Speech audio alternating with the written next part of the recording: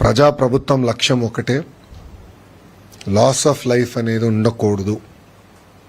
దానికి తగిన చర్యలు తీసుకోమని గౌరవ ముఖ్యమంత్రి గారు చాలా స్పష్టంగా చెప్పారు.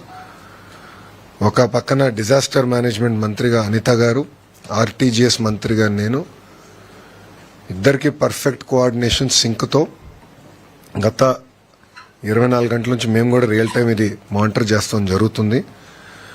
ప్రోయాక్టివ్గా సుమారుగా 1328 గ్రామాల్లో ఎక్కడైతే ముంపు ఉంటుందో, ఎక్కడైతే ఇంపాక్ట్ ఎక్కువ ఉంటుందో అక్కడ ఇవాక్యుయేషన్ కూడా నిర్వహిస్తాం జరిగింది.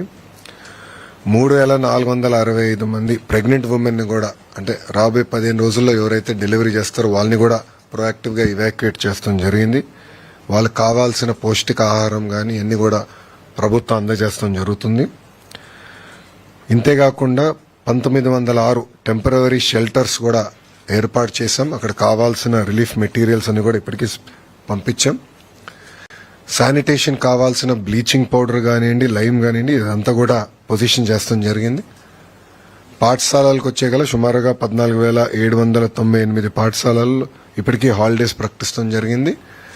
దీంట్లో 364 స్కూల్స్ ఏకంగా సైక్లోన్ షెల్టర్స్ గా మార్చడం జరిగింది. మత్స్యకారులు కూడా 29 వరకు వేటకెళ్ళకూడని నిషేధం కూడా ప్రభుత్వం పెడతాం జరిగింది. యాక్టివిటీ సస్పెండ్ చేశాం. అన్ని చర్యలు తీసుకున్నాం. 11 ఎన్డీఆర్ఎఫ్ టీంలు, 12 ఎస్డీఆర్ఎఫ్ టీంలు కూడా ఏర్పాటు చేశాం. రిజర్వ్ టీమ్స్ కూడా ఉన్నాయి.